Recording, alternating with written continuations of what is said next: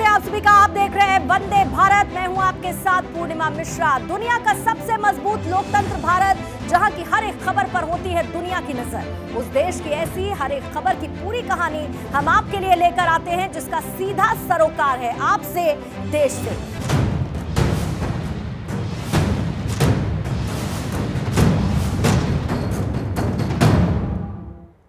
पिछले 2 दिन में भोपाल और जबलपुर की घटनाओं ने पूरे देश का ध्यान अपनी तरफ आकर्षित किया। ऐसे में सवाल यह है कि इतने कड़े कानून बनाए जाने के बाद भी मध्य प्रदेश में आखिर धर्मांतरण के मामले बढ़ क्यों रहे हैं। एक वक्त पर मध्य प्रदेश में सिमी ने, आपको याद होगा, अपनी जड़ें जमाकर माहौल को खराब करने की कोशिश की थी। तो क्या उससे मिलते जुलते पैटर्न को इस्तेमाल कर अब मध्य प्रदेश को निशाना बनाया जा रहा है? आज इसी की पड़ताल करेंगे। सबसे पहले ये रिपोर्ट आपको।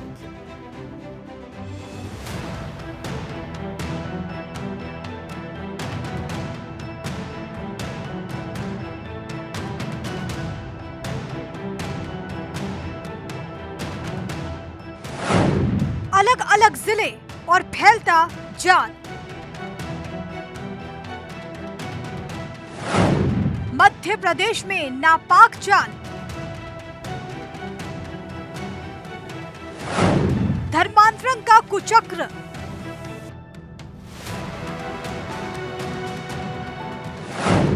आखिर कौन रहा रच?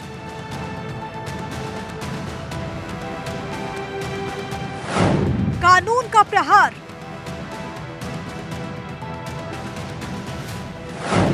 फिर भी मामले बढ़ते लगातार।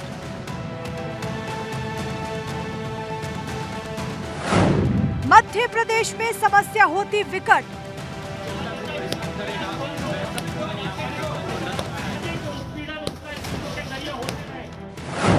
कौन कर रहा धर्मांतरण के लिए टारगेट?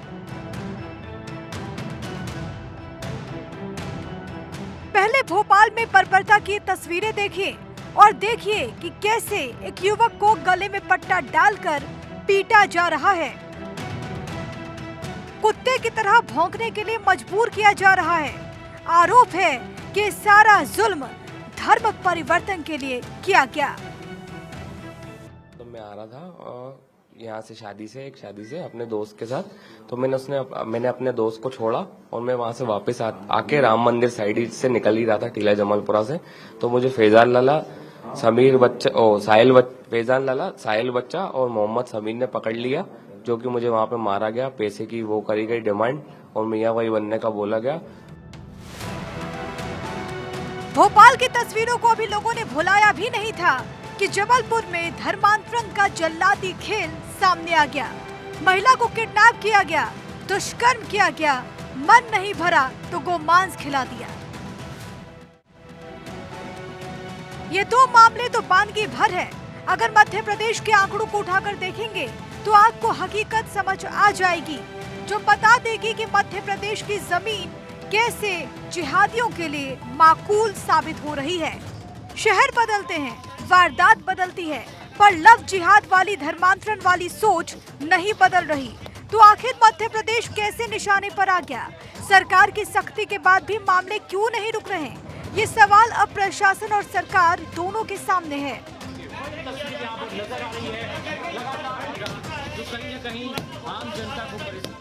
धर्मांतरण कानून को लाकर सरकार सोच रही थी कि ऐसे मामलों पर नकेल लगेगी, धर्मांतरण का खेल रुकेगा, लेकिन हकीकत इसके उलट है। खुद सीएम शिवराज सिंह चौहान कहते हैं कि प्रदेश में ऐसा करने वालों को सबक सिखाएंगे, लेकिन ये कुचक्र रुक नहीं रहा। देखिए, गड़बड़ कोई भी करेगा, हम धर्मांतरण का कुचक्र नहीं चलने देंगे, हम गुंडागर्दी नहीं चलने देंगे, हम दादागिरी नहीं चलने देंगे। गुंडागर्दी करने वालों को ऐसा सबक सिखाया जाएगा कि पूरा देश याद रखेगा। ऐसे असामाजिक तत्वों को, बदमाशों को किसी भी कीमत पर नहीं छोड़ा जाए। 4 लोग अब गिरफ्तार हो गए हैं और इस तरह की जो मानसिकता, अब कल्पना करें 35 केस निकले हैं कि ये जो मानसिकता है वो हम कुचल देंगे। आप देखो, जैसा सवाल किया आपने कांग्रेस का, दिल्ली से लेके भोपाल तक और भोपाल से लेके गांव की चौपाल तक एक कांग्रेसी ने निंदा नहीं की। एक मानव को मानवों द्वारा कुत्ता बना दिया गया, भौंकने को कहा गया, मांस खाने को कहा गया, धर्मांतरण को कहा गया, एक शब्द निंदा का नहीं आया गांव की चौपाल से भोपाल तक। वैसे छोटी छोटी घटनाओं पे दिग्विजय सिंह का ट्वीट आता था, चचा जान का। मध्य प्रदेश में बढ़ते लव जिहाद और धर्मांतरण के मामलों ने न केवल सरकार की बल्कि लोगों की भी चिंता बढ़ा दी। लोगों को डर सता रहा है कि आखिर उनके बच्चों को बरगलाकर साजिश के तहत धर्मांतरण के खेल में ना फंसा लिया जाए। जनता ये मानती है कि ये पॉलिटिकल स्टंट है। पॉलिटिकल स्टंट होने के साथ साथ गरीबी भी हो सकती है, कुछ मजबूरियां भी हो सकती है, लव भी हो सकता है, तो उस लव जिहाद भी हो सकता है। तो उसको इतना बड़ा क्राइटेरिया दिखाना नहीं चाहिए। ये एक छोटी सी समस्या है जो आम मार्केट में फैल रही है, उसके कारण से पॉलिटिक्स ही है। बार बार जो दिखाने की कोशिश करते हैं धर्मांतरण का जो भी मुद्दे हैं सारे, कि उसमें चेंज हो रहे हैं, सारी चीज़ें हैं, तो मुझे ऐसा लगता है कि ये सब चीज़ें दिखाने के बजाय देश को कहाँ आगे ले जा सकता है, तरक्की कैसे हो सकती है देश की। आज देश में इकनॉमी कैसे गिरती जा रही है, आज देश में जीएसटी लागू है, जीएसटी किस किस के ऊपर लागू है वो सब नहीं देख रहे। सिर्फ ऐसे मुद्दे उठा के ले आते हैं जब हमें ज़रूरत होती है कि कहीं देश को आगे बढ़ाया जाए, तो कभी धर्मांतरण का मुद्दा उठा लेंगे, कभी धर्म का मुद्दे उठा रहे हैं, कभी साधु संतों के उठाते, कभी किसी चीज़ के। पर देश उससे कहाँ जा रहा है हमें देखना।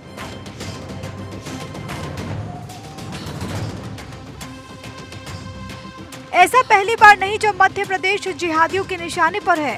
सिमी ने यहाँ के हालातों का इस्तेमाल करके अपनी जड़ें जमा ली थी। सियासत में भी सिमी को लेकर एक दूसरे पर खूब आरोप लगे थे।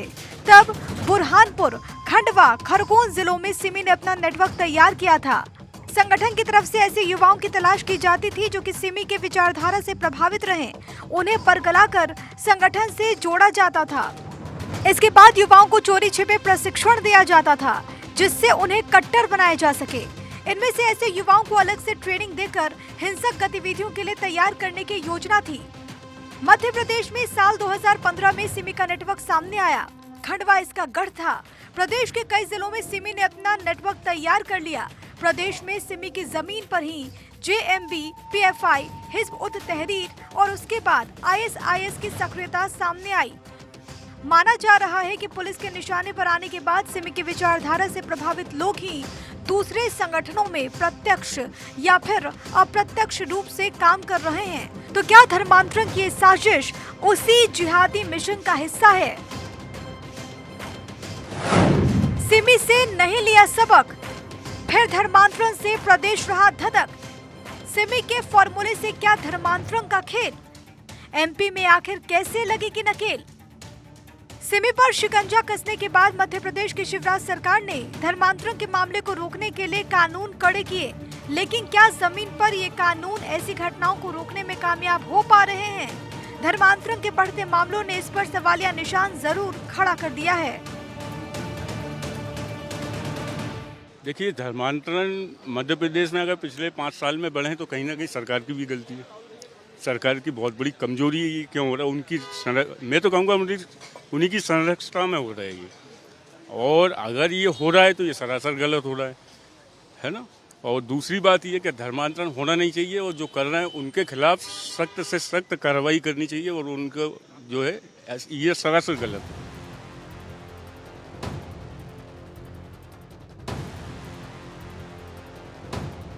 अब आपको बताते हैं कि जिस मध्य प्रदेश में धर्मांतरण के मामले तेजी से बढ़ रहे हैं, वहां का कानून ऐसे मामलों को रोकने के लिए कितना सख्त है। शिवराज सरकार ने धर्मांतरण रोकने के लिए कानून बनाया। नए कानून के लागू होने के बाद 1968 का मध्य प्रदेश धर्म स्वतंत्र अधिनियम खत्म हुआ। नए कानून में कुल 19 प्रावधान। कानून देश के दूसरे कानूनों से सख्त। प्रलोभन, धमकी, कपट, षड्यंत्र से या धर्म छिपाकर विवाह करने पर ये विवाह शून्य माना जाएगा। अधिकतम 10 साल तक की सजा का प्रावधान। महिला नाबालिग SC/ST के धर्म परिवर्तन किए जाने पर कम से कम 2 साल और अधिकतम 10 साल की सजा। 50,000 का जुर्माना भी होगा। धर्मांतरण करने वाले के माता पिता कानूनी अभिभावक शिकायत दर्ज करा सकते हैं। अगर कोई धर्मांतरण कराना चाहता है तो इच्छुक लोगों को 60 दिन पहले आवेदन देना होगा। कोई धर्माचार्य या कोई व्यक्ति जो धर्म संपरिवर्तन का आयोजन करना चाहता है, उसे भी ये प्रक्रिया अपनानी होगी। कलेक्टर उस आवेदन की समीक्षा करेगा, सब कुछ सही पाए जाने के बाद ही अनुमति देगा। धर्मांतरण संबंधी जानकारी कलेक्टर के पास आएगी।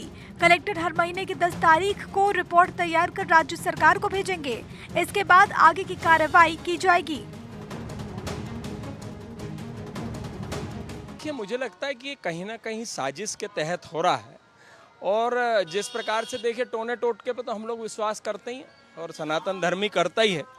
तो जब हम बच्चियों क्योंकि संस्कृति बचाओ मंच इस पे काम कर रहा है और कई वर्षों से कर रहा है। आज से 8 साल पहले ये लिस्ट थी हमारे पास, जब 285 लड़कियों की लिस्ट थी जो कि धर्मांतरित होकर और उनके नाम बदले थे। आज भी आप देखते हैं जगह जगह सोशल मीडिया में वीडियो वायरल होते हैं, ये जो है रश्मि से रेशमा हो गई। मध्य प्रदेश में कट्टरता की घटनाएं धर्मांतरण की गहराती जड़ें किसी बड़ी साजिश की तरफ इशारा कर रही हैं। सरकार इन मंसूबों को रोकने के पुख्ता प्लान होने के दावे तो कर रही है, कार्रवाई भी हो रही है, लेकिन अगर मामले नहीं रुक रहे तो तेवर और तरीका दोनों ही बदलना होगा। तो धर्मांतरण पर देश के कई राज्यों में सख्ती बढ़ती जा रही है, लेकिन ये मामले रुकने का नाम नहीं ले रहे हैं।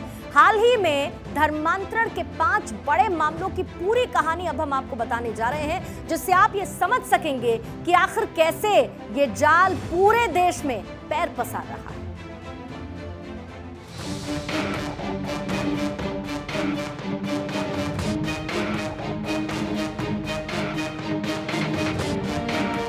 ये 5 तस्वीरें देश के अलग अलग जिलों की हैं, जहां धर्म परिवर्तन किए जा रहे थे। भोपाल की तस्वीर तो हम आपको दिखा चुके हैं। अब बात आजमगढ़ की, जहां पुलिस ने लाइव रेड मार के धर्म परिवर्तन का भंडाफोड़ किया है। बीते दिनों आजमगढ़ के 2 थानों में धड़ल्ले से चल रहे धर्मांतरण के कार्य में पुलिस ने लाइव रीड में छापेमारी कर 2 थानों से 25 लोगों को हिरासत में लिया था और आज भी धर्म परिवर्तन का खेल चल रहा था। पुलिस की लाइव रेड, धार्मिक ग्रंथ सहित रजिस्टर बरामद हुआ। भीड़ का हिस्सा बने लोगों का कहना है कि हम लोग यीशु मसीह की प्रार्थना करते हैं, जो कि सही है, और धर्म में हमें कोई सहायता अभी तक नहीं मिली। हम लोग प्रार्थना करते हैं और प्रार्थना करते रहेंगे।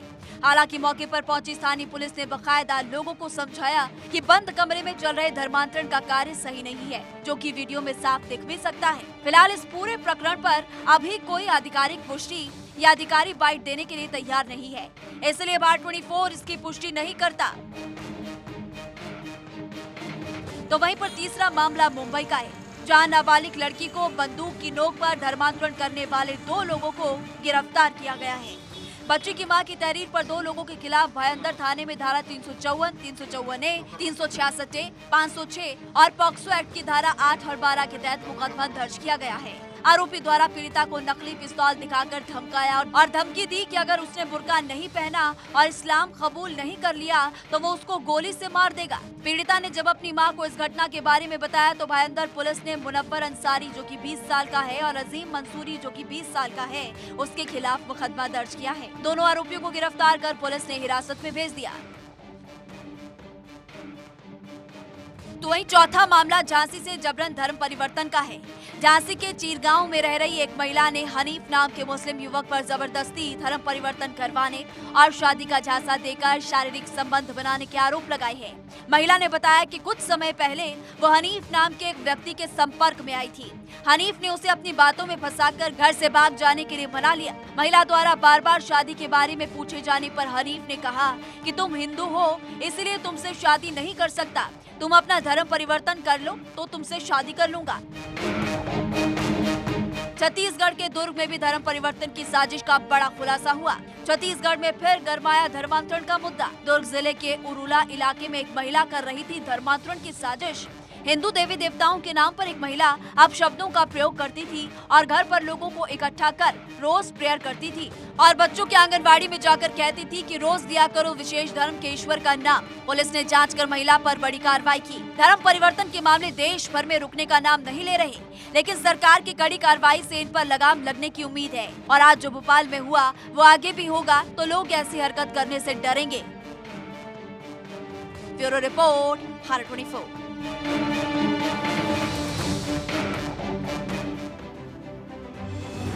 और आइए वंदे भारत में अब आगे बढ़ते हैं। बात सरकार के उस फैसले की करेंगे जब सरकार ने 2000 के नोट बंद किए थे तो कई सवाल हुए कि इस फैसले का आखिर असर क्या होगा, अर्थव्यवस्था को यह फैसला कितना ज्यादा प्रभावित करेगा। लेकिन एसबीआई की एक रिपोर्ट ने कैसे इन तमाम आशंकाओं को दूर कर दिया है, यह भी हम आपको बताते हैं।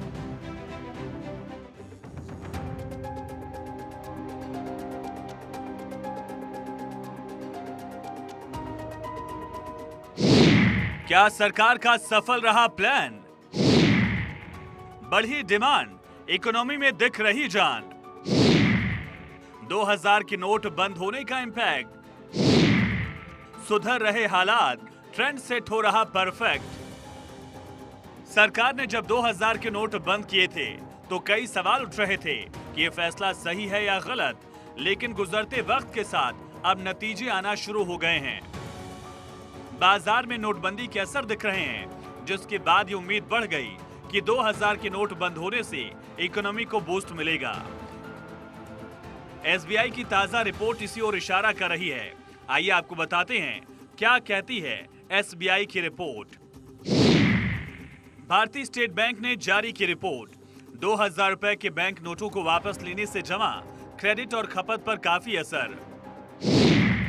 उपभोग मांग में 55,000 करोड़ रुपए की वृद्धि हो सकती है।